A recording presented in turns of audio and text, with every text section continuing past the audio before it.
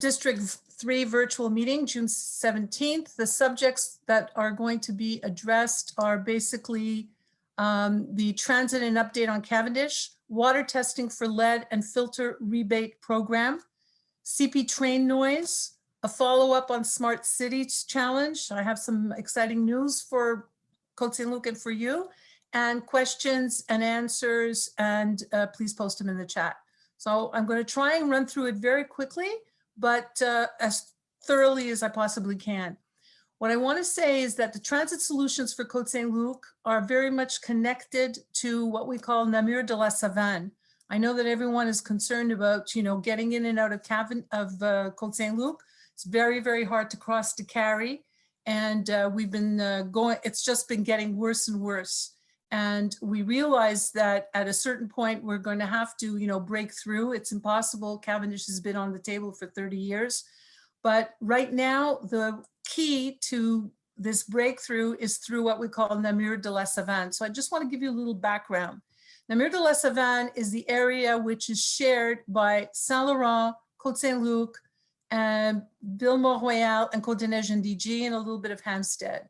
And what we've been seeing here along this Décarie corridor, and here is the 15 and the 40, is basically a proliferation of development, starting with the Royal Mount, which was possibly going to be another 20,000 cars, but thousands of about 5,000–6,000 new residences and commerces.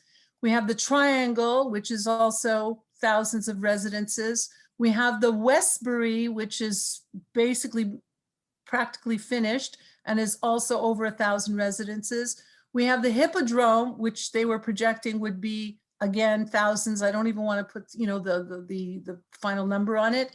And then there is a proposed development at the Carrie Square, which is worth about $500 million. They're talking about $400 to $500 million projects. So all of this is going to bring more and more people and more traffic to the Décarie corridor.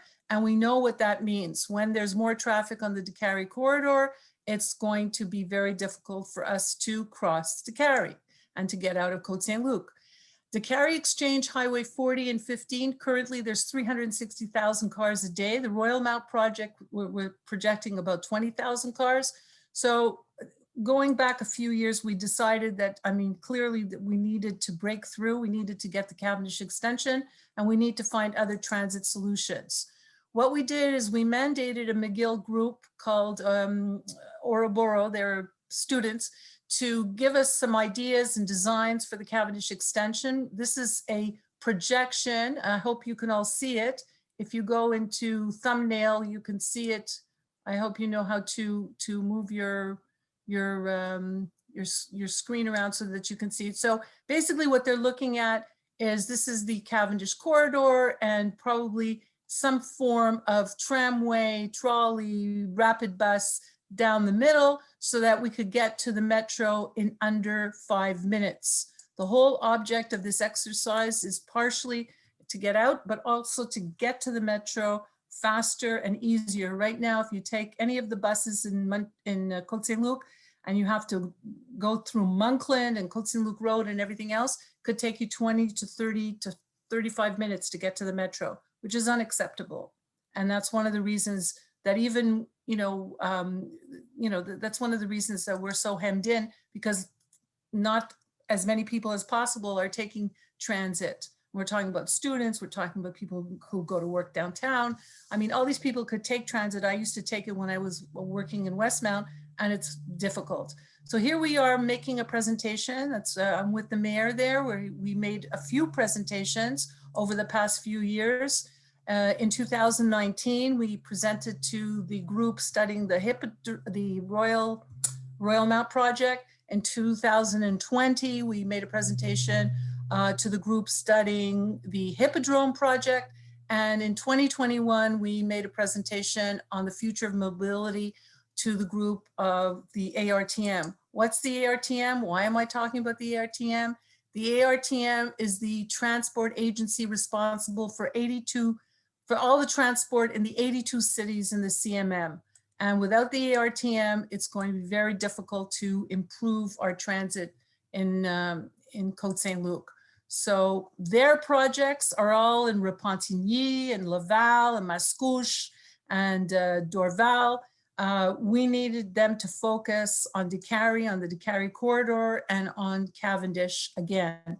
So we made recommendations to create an interconnected transport plan to improve access for the West End, to get access for the Orange Line. Here's another one, to add 2 train stations. One train station at the Carry Square, one train station at the Côte Saint-Luc Shopping Center. This was supported by the Côte Saint-Luc Shopping Center that also wants to redevelop. Sooner or later, the 3 shopping centers, and I think this is very obvious, you know, retail shopping is in decline. So sooner or later, and it's probably going to be presented to the public, you know, as soon as they're ready, Côte Saint-Luc Shopping Center, Décarie Square, Cavendish Mall, they're all going to want to redevelop, and they're going to want to have mixed use. And in order to have mixed use, in other words, to have more residential, we're going to need rapid transit. We're going to need good transit. So we wanted to also create an intermodal hub at Namur Metro. The Namur Metro is 5 minutes, literally 5 minutes from Cavendish Mall to Namur Metro. If you go on the service road in the yards, which is the way that the Cavendish extension would go, it's under 5 minutes. Okay, so we need that access. Also, we need to recognize the needs of older adults and seniors. And so I want to show you a little bit. This is what the Côte Saint-Luc train station would look like. And it would be amazing because it would basically be a bridge between the Côte Saint-Luc Shopping Center and Park Haven. Basically what you would have is you would have a stop there. You know, there's a Saint-Jérôme train. And so you could have a stop there, and it would be a bridge, the train station underneath, and a bridge between the Côte Saint-Luc Shopping Center and Park Haven on the other side, connecting the 2 sides of Côte Saint-Luc. And finally, what we wanted is to introduce rules to make developers pay and finance for the transit solutions, and we're working on that as well. And one of those transit solutions could be, like in Europe, here you see it, an underpass at Décarie Square, between the Décarie Square and the Metro, or Décarie Square and the new Hippodrome project. Something that is, you know, comfortable, something that is easy to use, and that is with a train station on top. You see the people are walking up to the train station. So we've been working on all these ideas, and the mayors have united. We're talking about the 4 mayors of the Namur de la Savane. So there's Sue Montgomery, Côte-des-Neiges, and DG. That's our mayor, Mitchell Brownstein, Philippe Roy, Ville-Mont-Royal, and a ref was sitting in that day for Alan D'Souza. But we've been meeting regularly. When I say we, because I'm very much part of this effort. We've been meeting regularly to push for transit solutions for this whole sector, because we need to decongest, we need to get people moving in a smart and eco-friendly way. And that's the future. I mean, obviously we have to go with you know, what is going to be the transit solutions of the future. And you also have to understand that when it comes to federal funding, the feds are no longer funding highways, they're funding mass transit. So in a very short time, I don't know, a couple of weeks maybe, I don't want to say exactly how long it's going to take, but there will be an announcement by the 4 mayors and Eric Caldwell from the City of Montreal announcing exactly what the next step is. And the next step would be to go to the BAP, the Bureau d'Audience Publique du Québec. Just going to wrap this up. This is the trench that you can see, but it's not going to look like that, because the City of Montreal, this is a scenario from 2015. Also, I can't show you the ones from 2021, but it's going to be very different, more green, more, you know, more green space, more rapid transit. But just to give you an idea that the things have been worked on. And this is the green corridor, something else that's of interest, which goes from the hydro station in Saint-Laurent all the way to the one in Agrignon. in LaSalle. It's called the Hydro-Quebec wants to upgrade their whole network. We've been meeting with them regularly, and they're going to have a plan. They're going to announce it soon, and there will be consultations with residents. But you see what's in the middle of this corridor, which is both for the transmission lines and a greenway, is Côte-Saint-Luc Shopping Center. Look at that. We're right smack in the middle. And that's where we hope that all the roads will cross. So we'll have the green corridor for the bikes and the you know, sort of walking paths, and then the train station going the other way. And we're right smack in the middle. So we're in a very good space to get access to all these things. These are the visions that the City of Montreal is putting forward for this eventual Cavendish extension. They want to make it very, very green. And here is, sorry, I'm going backwards. And here is another vision that they're presenting. And that's basically, you know, that's basically it in a nutshell. But the main message is that if we're going to have new development in Côte-Saint-Luc, it's got to be, there has to be transit first. That is the absolutely essential message that we are presenting and that we were going to work on. So that's it for the Cavendish, and you're going to be hearing announcements in the near future. I want to go on to my next subject, which is the lead testing. So between July 1st and September 30th, City of Côte-Saint-Luc will be collecting water samples from single family homes and duplexes built before 1976. You all got a flyer in your mail. I have here the flyer that you got. And if you didn't get it, you can ask me and I'll give you another one. But basically you have to go to the website and register. I put the website right up here. It's cotesaintluc.org/water sampling. And you register at that website, and it's a very simple process. They give you an appointment. If you can't do it yourself online, you can call. There's a number to call. I should have put the number up. Sorry, I didn't, but it's, I can post it in the chat, or Daryl can post it in the chat. 450-646-1903, extension 2238. I repeat, 450-646-1903, extension 2238. So far, we've had 900 people register in districts 3, 4, 5, and 6. So we really want to hit 1,600 if possible. And I encourage you and I urge you to have your water tested. And until such time as we are able to change the pipes, because that's the ultimate goal of this whole exercise, because we do in certain districts, and ours is in that category, we have to eventually change the water service lines. Until such time, we have a water filter rebate program, which offers you $50 rebate for water filters, but it has to be for lead filter. And that's for like the Brita type filter, or $200 rebate for under the sink filtration systems. And all the details are on the website. I've put the website up here. And again, the link is, you can find the link at cotesaintluc.org/water sampling. Everything's on our website. Okay, so that is water sampling. Now my third subject is the train noise. We're going to have a discussion about this in the Q&A for sure. I just want to bring you up to date. In April 2021, we had quite a few people complaining about the train noise. Now here is like, this is us. This is where like a city in a rail yard, right? So clearly what's happening is the trains on the Bailey-Merrimack corridor are idling at night because they can't get into the yards for whatever reason. And this idling and this waiting and then the banging and then the horns is what's causing a terrible ruckus, and people complained.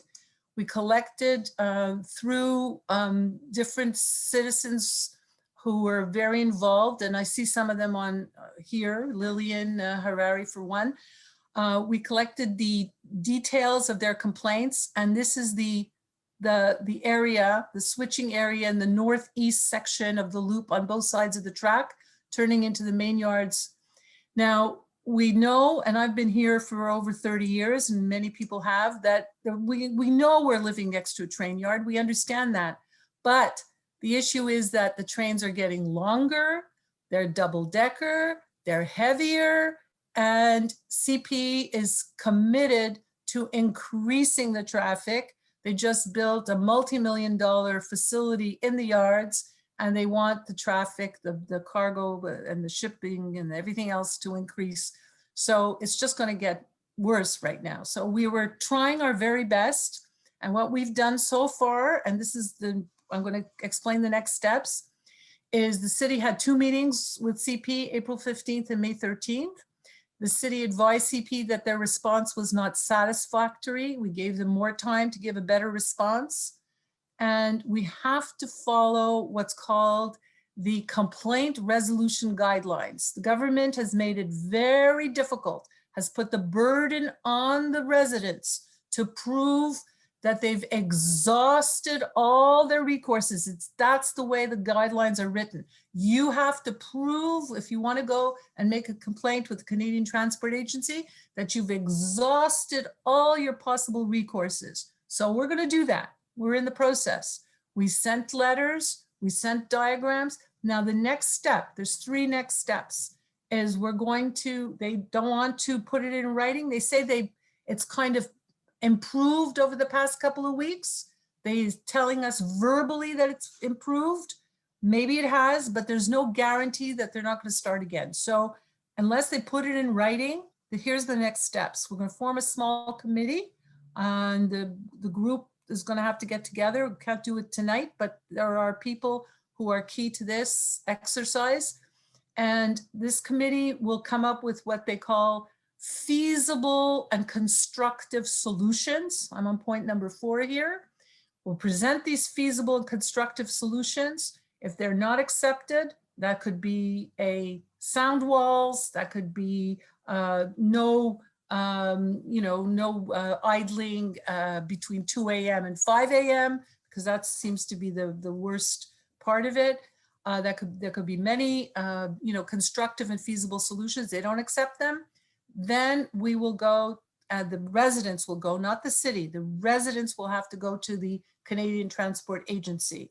In the meantime, and in the interim, keep sending your complaints to community_connect@cpr.ca. Very important to document all your complaints. Just keep sending them to community_@cpr.ca and copy Tammy McEwen, TMC, she's in Côte Saint-Luc, or myself. And that's the situation. And I know that in the Q&A, we're going to have a discussion about the CP train noise.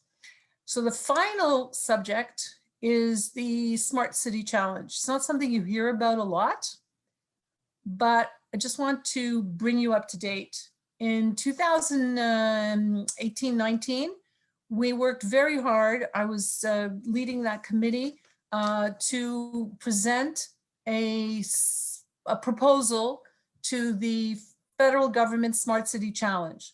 And our proposal was very well received. It was part of the top 10. We've got a $250,000 grant, and then we were selected in the top 10 in our category. Unfortunately, we didn't get the $10 million prize, but our proposal was just basically about the future of aging and community and smart homes for seniors and connecting seniors to community services is very, very, very well received. The provincial government now is asking to look at it because guess what, folks? COVID, the demographics, and everything that's going on has proven to us that the health services are not enough, that the city has to come to the challenge, to meet the challenge, that it takes a coordinated effort of all levels of government to keep us healthy, and aging in community is not easy. And I put myself in that category because you know, we're all getting older, and the next generation city, if I can call it that, starts with taking care of people, but ultimately we will have to transform the built environment, look at new modes of living, maybe more communal living. We all can't go to senior homes that are, you know, so expensive, or in a more interconnected way. The city has lots of services. I don't have to tell you about the EMS and the VCOPs and everything else. And new modes of transport based on transit-oriented solutions. These are all things that we're looking at in order to be able to age in community in a healthy and safe way. And 2 more slides to show you. This is us. There's the mayor and myself and Charles Guérin, Mark Shrinky, Tanya Abramovich, Erica. We were all in Ottawa, you know, presenting our solutions. These are some of the solutions that were installed in the pilot projects. And this little slide here, you don't see it very well, but I love the slogan, and it's so important how COVID-19 yanked telehealth out of the future and into our daily lives. That's really what is motivating all of this. So guess what, folks? We got a $1 million grant, not us, but a research group that we're working with very closely, $1 million grant for a 3-year research project in Côte-Saint-Luc to create smart homes for seniors, connected to telehealth and healthy community ecosystem. And actually, I had my first meeting yesterday. It's called the Côte-Saint-Luc Living Lab. Première rencontre avec la ville de Côte-Saint-Luc le 16 juin, right there yesterday. So we're working on it, and we're going to be working with the CIUS. We're going to be working with the researchers at the Université de Montréal.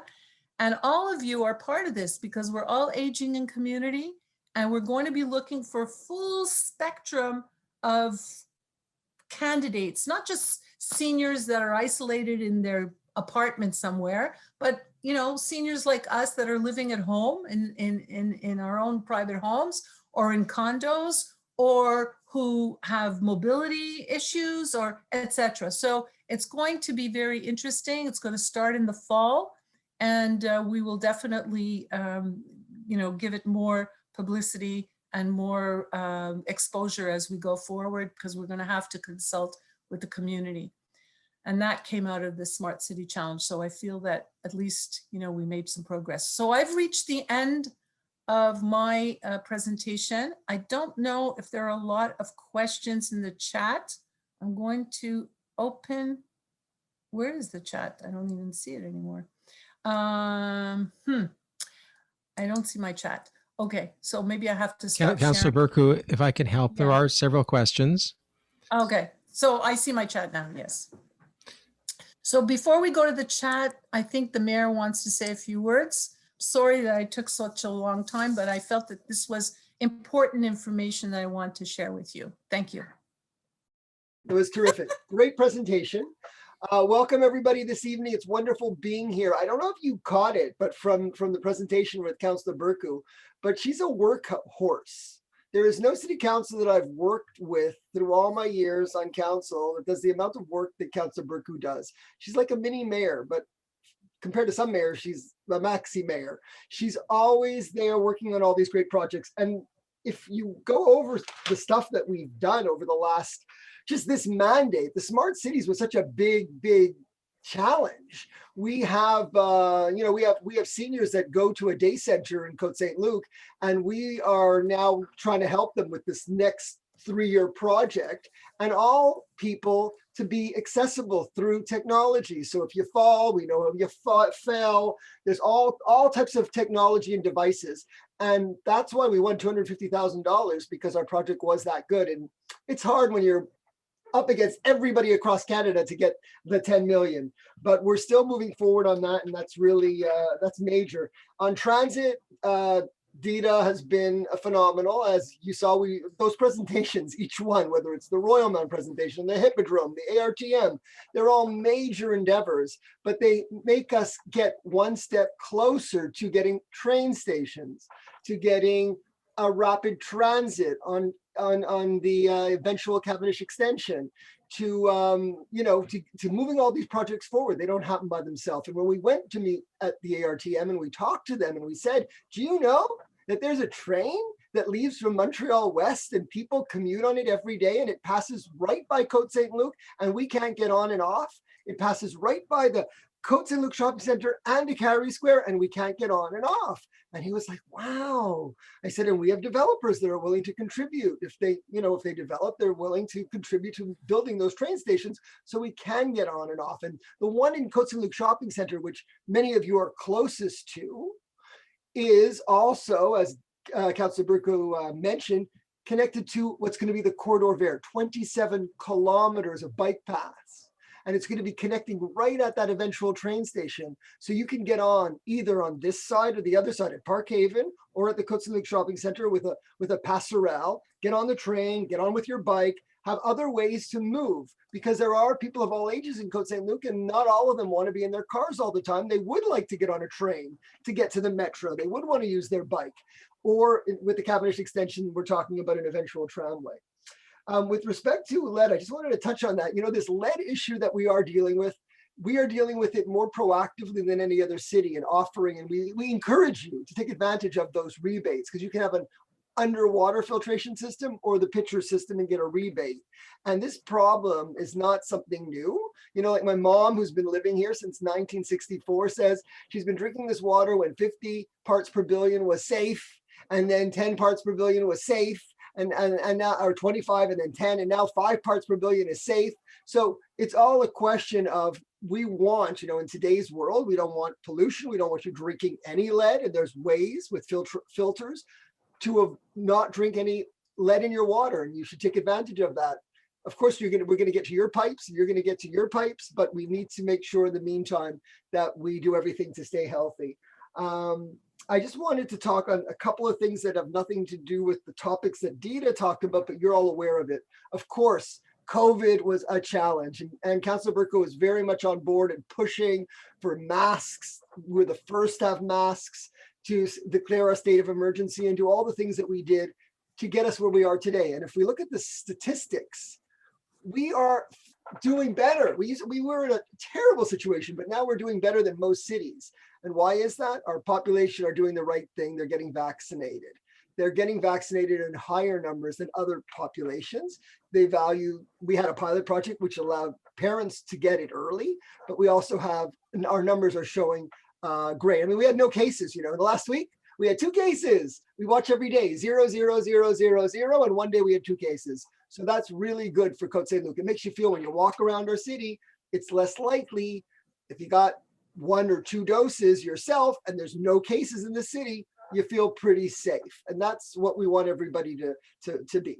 Those were the main things. I know you probably noticed we've had some bigger issues that we're going to deal with, whether it was, Bill 96, and even though we have our bilingual status, we have a lot of other issues to address. I'm sure you know many of them, and we're going to keep on working on that. I'm speaking next Tuesday to a large panel about Bill 96 and how it affects municipalities.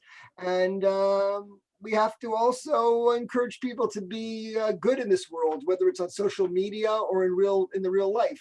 We know what happened in Côte Saint-Luc with people coming to our city and anti-Semitism. We know what's happened in Ontario. The world is changing, but we have to see if we can do our part to make this, continue to ensure Canada is the greatest place in the world to live, and Côte Saint-Luc is the greatest place in Canada to live, I hope. So those are some of the challenges ahead, but I think what Councillor Burko presented today is very promising in terms of transit and in terms of, all our technological ideas. And one of the things that she just did most recently, and she spearheaded this, and you might have noticed it, and it was COVID related, is helping commerce. 2 ways. One, those outdoor spaces. You might go by the Cavendish Mall and you'll see tables and you'll see umbrellas. That was Councillor Burko. She wanted it. She insisted on it. She wants it near every place where there's business, so people will feel comfortable eating outside.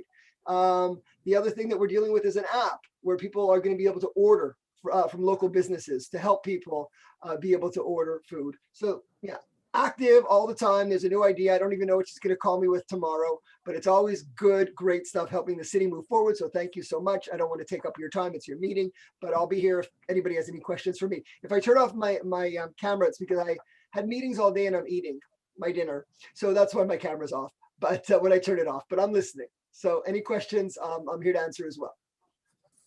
Thank you, Mitch. Thank you very, very much. Merci beaucoup. I have a few questions on the chat, and I think I would like to address those first, if you don't mind. Claudia Capola has asked 2 or 3 questions. So here, her first one was that she received a response from the water testing company saying that her appointment was canceled for 3 reasons. I know I'm familiar with that letter. So either because the city was already aware of or had already taken a test at her place, or that they know what type of piping she has to her place, or that she doesn't live in Côte Saint-Luc. Well, I presume that she does live in Côte Saint-Luc, so it's probably one of the other 2. And her question is, why was the letter so generic? I'm going to go back to the company because I understand a few people have received this, but right now the city and this company that we've hired is trying to test the homes that haven't been tested and where we don't know if the piping is lead or not. And that's the reason why they don't want to do it again. So it's got to be one of those 2 reasons. But you do have a number at the bottom of the sheet to call, and I mentioned to you again, 450-646-1903, extension 2238. Maybe they can give you the answer, but I do agree, if you would leave me your email, Claudia, I will get back to you, because I have a few people who have had that issue. They make an appointment and the appointment gets canceled. What are you saying to me? It has not. I don't know what that means. Councillor Burku. Yes. Yeah, I have a suggestion for the folks here and for anybody else. And this is what we tell people if they call. If I'm going to share my screen for a moment, it'll take just a moment. On the Côte Saint-Luc, on the Côte Saint-Luc webpage, at the very top, we have a link to the Water Sampling Program 2021. And when you click that, the thing that I want to show you is actually step 1 over here, verify the age of your home. We have an online database where the engineering division has put in, to the best of their knowledge, all the information we have about homes built before 1976, which includes whether we've done a water test or whether we happen to know if one of the pipes or both of the pipes are lead or copper. And you can actually put in your civic number or your street, and you can find out about your particular home. So if you live, for example, 6500 Kildare, there's no water service line made of lead at this address. And the reason why engineering knows this is because the house was built in 1984, and so on. So this could explain, or this could provide more information to the people who've received this letter, because essentially the letter is confirming or repeating what is in this database. Okay. So for example, you want to put it back for a second? Sure. Yeah. Oh, you closed it. So for example, if you put in, I don't know, like if you were living at 7520 Kildare, the test conducted by the city of Côte Saint-Luc at this address confirms the presence of at least one water service line made of lead. But then if you're on the next one after that, which is 6550 Kildare, it is unlikely there's a water service line made of lead, because the house was, even though it was built in 1973, they still feel it's unlikely. So, and when you put in your address, the information that will pop up about your address. So Claudia, you can go to this website and you can put in your address, and we can find out what information they have in the database about your home. Okay? Where is Claudia? I don't even see her there. You want to unmute? I don't know if I can. I don't even know if she's there. Anyway. Okay, so I would unmute you, but I don't seem to know. Okay, I know. I just don't know how to unmute you. Daryl, maybe you can help. There, I did it. Okay, go ahead. I just want to point out my home is from 1955, so automatically there could be lead. And the generic response on the website that was just put up on screen but Daryl, is still not sufficient. You know, if they say it's highly unlikely or likely, that is not a confirmation. It's not an absolute response. No. And so the city or whoever is contracting to test the water, as a resident, I'm drinking the water. I should know today if my water has lead in it. So you know, every resident should get a But did you go to the website to see what the response is for your house? I could check. Okay, let's but if check the response first. Is, let's see. Yeah. But Let's if check the first and then we'll response is see, okay? Yeah, perfect. Thanks. Okay, let's do that first. All right. Okay, thank you. So Daryl has put the address in the chat. So let's see what other questions we have. And that's a very good and interactive website. Okay, now working backwards. I'm going to go to the top here. What Sofia Giambattista asks, what will it cost us short-term and long-term? I think she's referring to Cavendish. The financing for Cavendish is not determined at this point because we want it to be paid by the agglomeration and by the province and by the feds. Hopefully, I don't know if it will be, but definitely it's not Côte Saint-Luc that's going to have to pay for the Cavendish extension because we could never afford it. Talking about hundreds of millions of dollars. So just to drill that trench through the yards is a major cost. It's clearly you're talking about over $100 million, and that's been one of the major obstacles. But more importantly, it's not it's the prioritization. I don't know if you've noticed recently, last week, the Quebec government and the ARTM that I mentioned to you previously announced that they're going to spend $20 million on studying a tramway to Lachine. That's important. A tramway to Lachine. I totally understand that Lachine is underserved with mass transit, but we have a serious issue at the Décarie exchanges, and a serious issue with the congestion that is not only affecting Côte Saint-Luc, but is affecting the whole West End. And I would love to see $20 million spent on that, on studying the Cavendish extension and improving transit in that area, in the Namur de la Savane area. But it's all politics, I mean, people make the decision. So they decided $20 million on a tramway to Lachine and connected to the Pink Line. Eventually that's going to be great. It's going to all connect together once the REM is built. But right now we need to make more headway with the sector that we're involved in, and that's the West End, Côte Saint-Luc, NDG, TMR, Saint Laurent. So short term, long term, I cannot tell you. I can tell you it's going to cost, but it's not going to be paid by Côte Saint-Luc. Louis Olashansky asks, is parking going to be an issue with rapid transit stations in Côte Saint-Luc Shopping Center? Let's get to that point. If you have a rapid transit station, Louis, you live so close by that probably just hop, skip, and a jump. You can, walk down Bailey and you'll be at the train station. So I don't think you're going to have to drive there if that's the issue.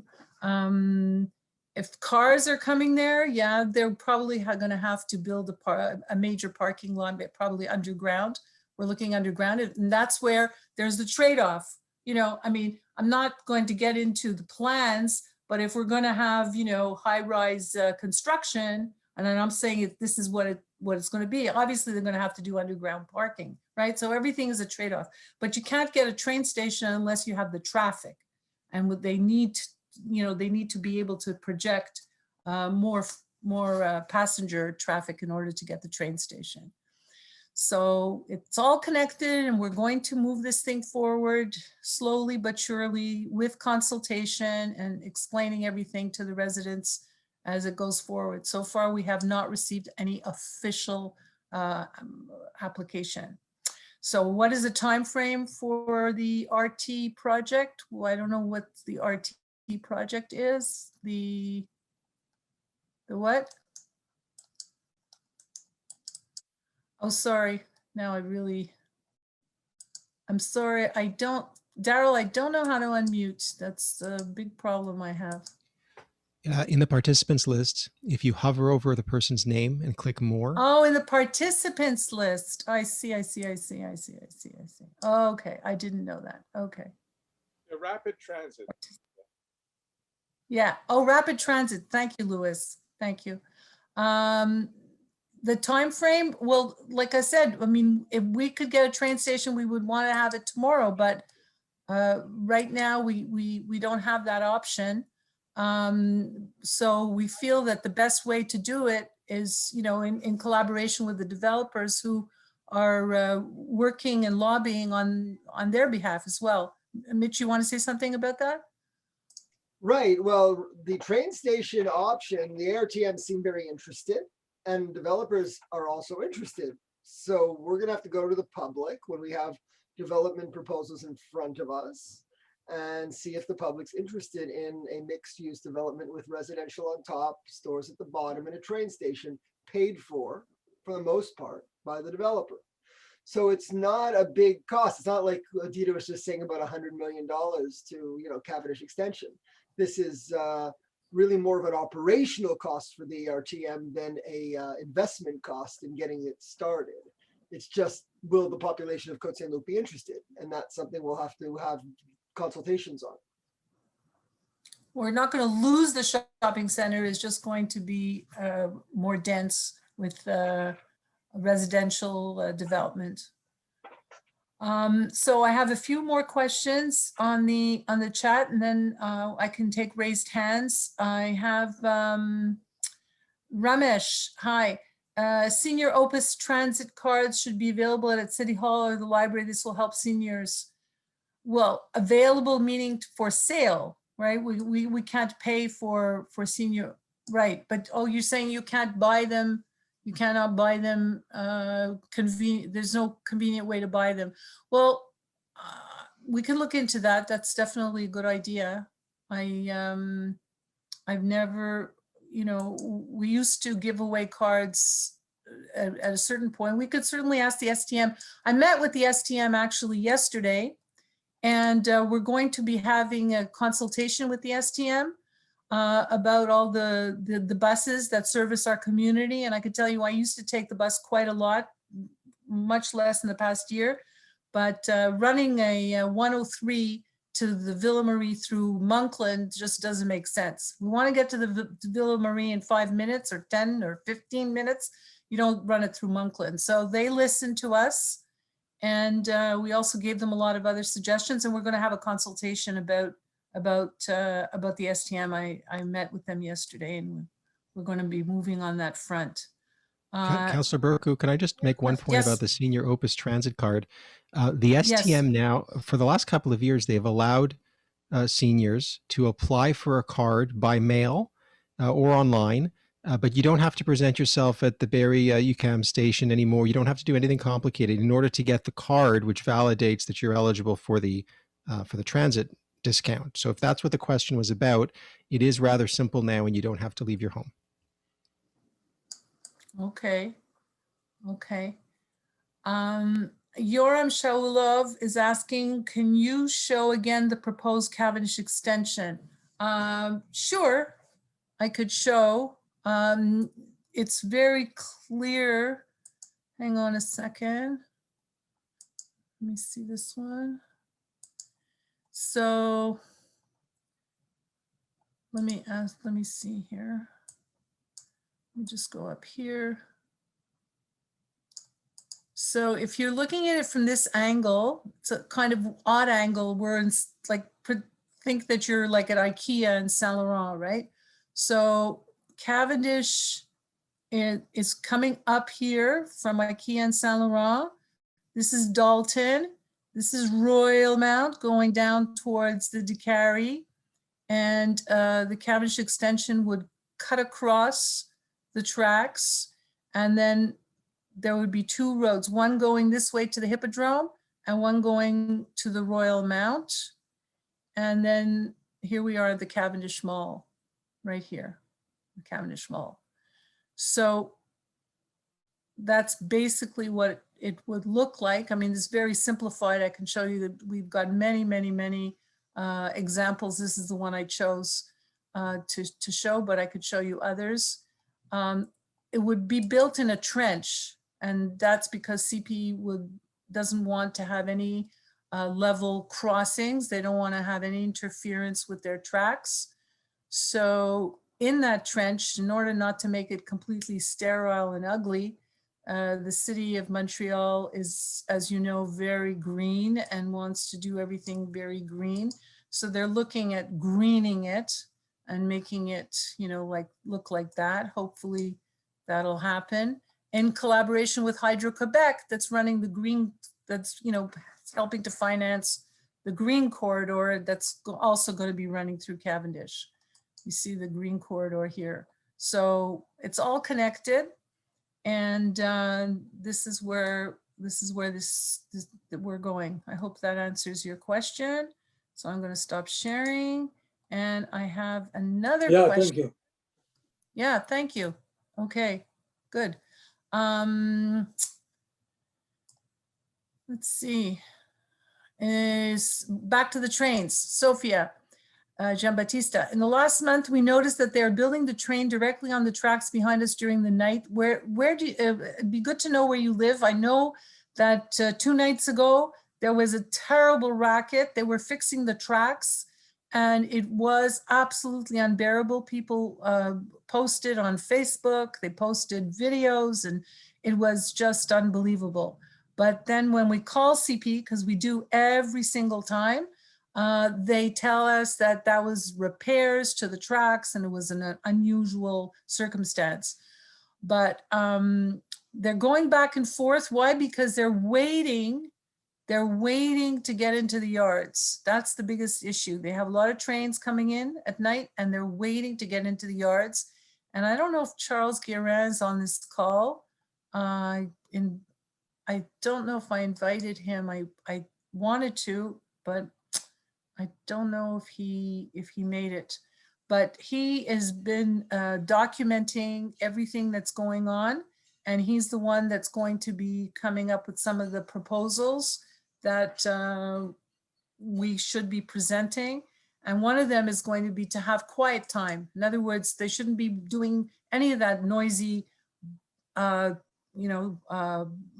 maintenance work between 2 a.m. and 5 a.m. behind people's homes. I mean, I just showed you the yards are huge. They're the largest yards in Eastern Canada. They don't have to do that work behind your house on Bailey or Wavell or Merrimack. They could do it in the yards. That's what I kept telling them at the last meeting over and over and over again. And now they tell us that they have reduced the number of trains, but we asked them to put it in writing. They refused to put it in writing. So that's the problem. There we go. Are there other questions on the chat? Oh, Bailey and Westbourne. Yes, absolutely. I hear you. That's where we're talking about.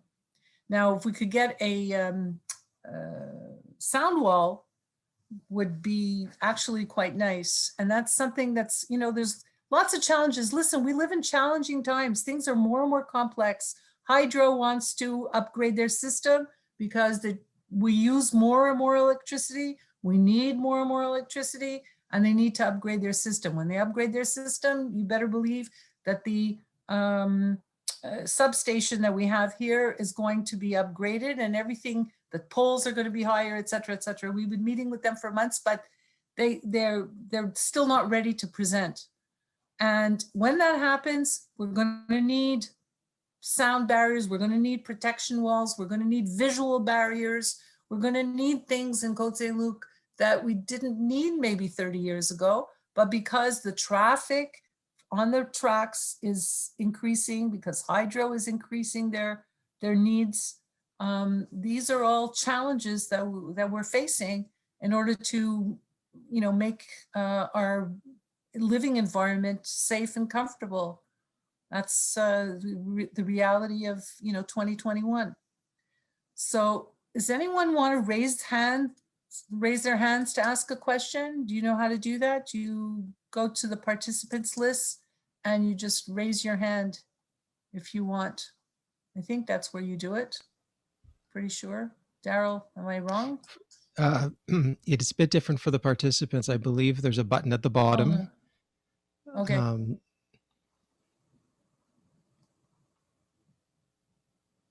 Yeah, it says more, I think. It says more. No, I don't know where. Your view is a bit Raise your different hand. than the participants' view, but there is a button okay. at the bottom that says raise hand. Okay, so I'm not seeing any raised hands. If you want to just come on screen and raise your hand, you can ask a question. That's like physically raise your hand. It's fine. That's fine too. Anybody? Hi, Ramesh. Go ahead. Okay. Yeah. I just wanted to know, like, you know, there was a lot of traffic on Glencrest, and now they're using Fleet to North Loop to Regal and Nice. Right. Oh, there, right. there's a little bit more traffic, much more traffic, and much more speed. So maybe there you can put some signs to slow down the traffic, because they're going very fast and making you know, On more North traffic Loop? and more. Yeah, you know, coming from Fleet Okay. going to North Loop. Right. Okay. So you know that we did that before COVID. We did that in 2018, and we wanted to see how that would improve the traffic congestion and the amount of traffic on Glencrest. And in 2019, we did have some record. We did traffic counts. And then COVID hit, and so it's been difficult to, you know, to communicate all that, because the past year the traffic has not been as it was before. You know, I mean, it's changed significantly. It was reduced. But if you want to have either a bump or a speed bump or, you know, traffic calming on North Loop, I think that's very good suggestion, and I'm going to bring it up to the traffic committee. They're going to meet Maybe they next can week. put some signs to slow More down the traffic. signage, more signage. Yeah. I agree with that. Definitely. Okay. Thank you. Anybody else? Oh, David Levinson. Okay. Hello, Daniel Levinson. 13 years ago, Hydro placed underground conduits on our street. What, if any? I lost your question. Hang on. What, if anything, came of the plan to use them? Oh, well, that's news to me. Thank you for telling us. I'm definitely going to bring it up with engineering, that you have underground conduits, but you also have overhead wires. Clearly you do. I don't see where you are, so I want to unmute you if I can. Daniel, sorry. Daniel Levinson, there you are. There.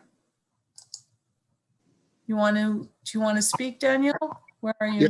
Yeah, the underground conduits were placed all along Robinson on our side of the street. Okay. And what we were told at the time by those who were doing the work was that the idea was to provide an infrastructure to get rid in due course of the overhead wires. It's okay.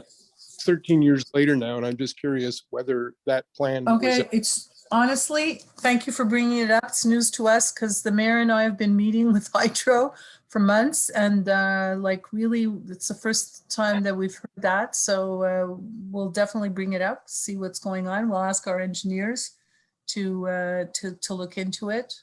It's a good question. In fact, before we end the meeting, I'm going to copy the chat, so I have all your questions, and I'll follow up with everyone who did not get an answer. Here, I have a question from Carol. Glencrest traffic was greatly reduced by the measure taken. We are so grateful. And I'm so grateful that you made that comment, Carol, because it's always, you know, it's always the people who.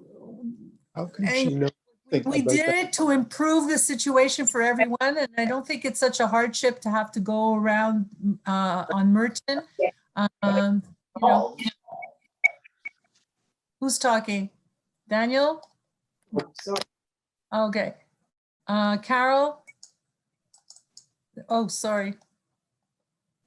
So Carol, I appreciate that you made that comment, and I really take it. I'm very happy that you're happy. So that was the purpose of the exercise. Oh, here's another one.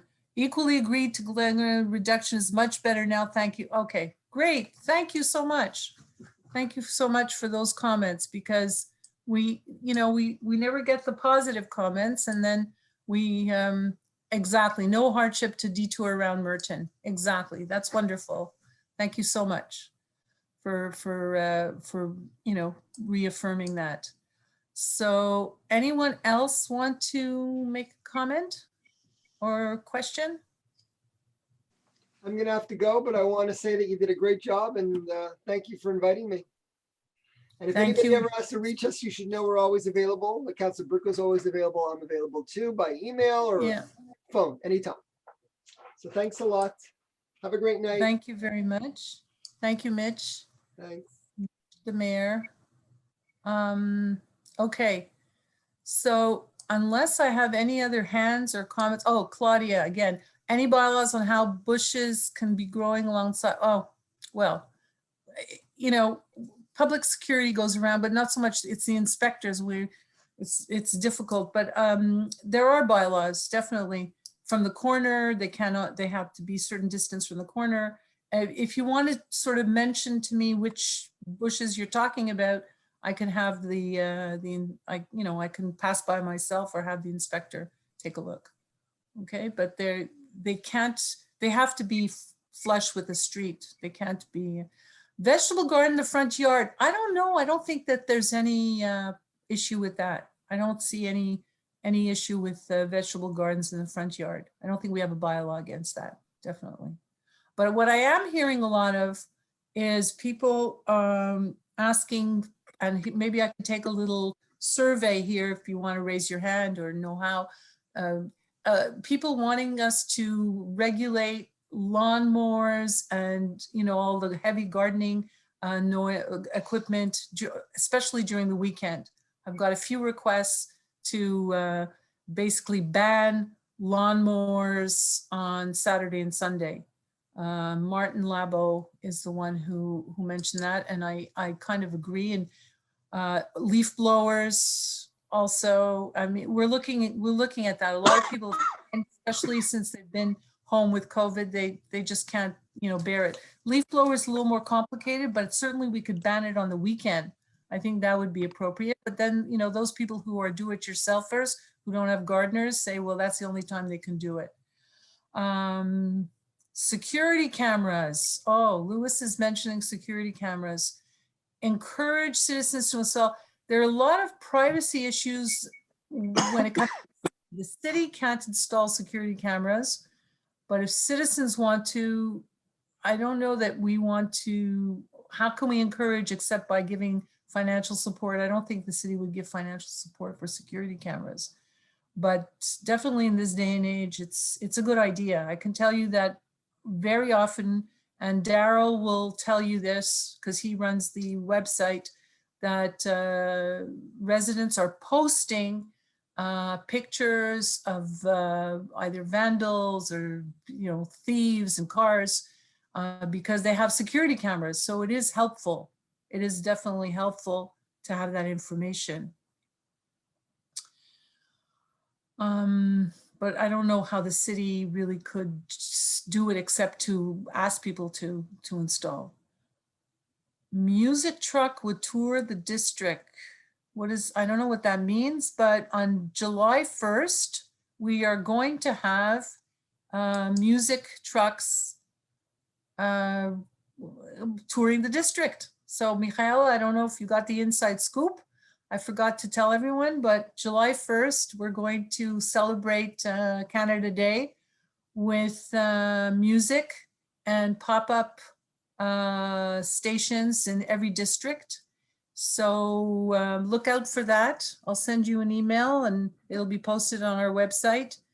And that's going to be in celebration of Canada Day. We're not sure yet if we're going to have a nighttime event like fireworks, for sure not. But we were looking at drones, something with drones, something with laser, I don't know. But it depends on the government regulations. You know, they're changing all the time. But we will have a music truck coming around on July 1st. I hope that's what you meant. What is it? Look, number one, our own district, because we are the best district. Okay. Where are you? Where I there you are. Here, I'll unmute you. Go ahead. You want to say something? Michaela, I don't know how to, oh, I have to go to the participant list. It's complicated, this Zoom. Michaela here. Okay, there you are. You can unmute, Michaela, if you want to. Michaela, no? Hi, Tita. Hi. Our own district block party. Oh, you want your own? Sure. I don't see, sure. Why not? No, but like our district, we have our own truck and we choose our own date and we get the neighbors on their lawn and yeah. Oh, you want to have it? Well, listen, if you want to organize a district party, just tell us when and we'll do what's necessary in order to, you know, sort of, I don't know if we can block off the street permanently, like, but you have to have a way to let people get in and out. But yeah. No, just like a moving truck. Like we pick a date, something convenient for the neighborhood, not past, you know, not past sunset, but adding a little animation because we have an amazing district. Okay, well then, if you want to start organizing it, I can certainly help you, but I'm not the one that's going to start it. But if you want to start it, I'll help you and we can have a little district party. Yeah. Okay. We'll talk about that. Definitely. If anyone wants to join us, that's a good idea. I like it. And the mayor loves to sing. We were at Maimonides today celebrating 114th birthday. The oldest person in Canada is at Maimonides, right across the hall from my mom, Cecil Klein. And of course, the mayor was singing. So he's going to come and sing. I'm going to come and sing. We all love to sing. That would be great.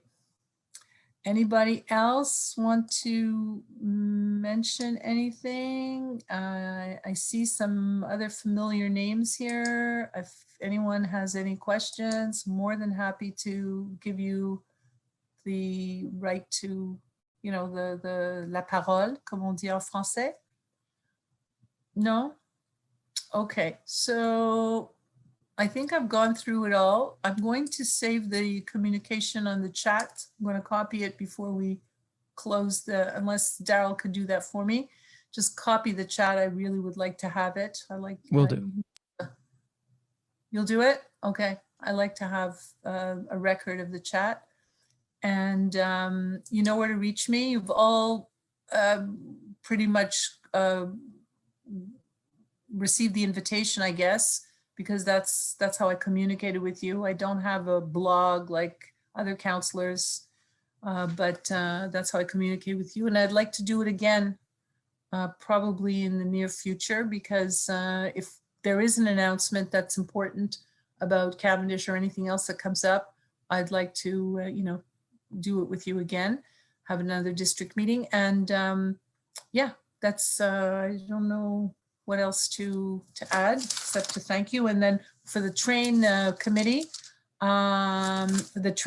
absolutely, you should get in touch with me because that's an ongoing thing, and it's going to move forward this time. We're not going to let it go because it's a serious, you know, we're taking it very seriously. All right, so thank you. Thank you, one and all. I'm going to ask Daryl to stop the meeting unless someone wants to say something. No, we're good. Everyone's fine. All right. Good night. Thank you.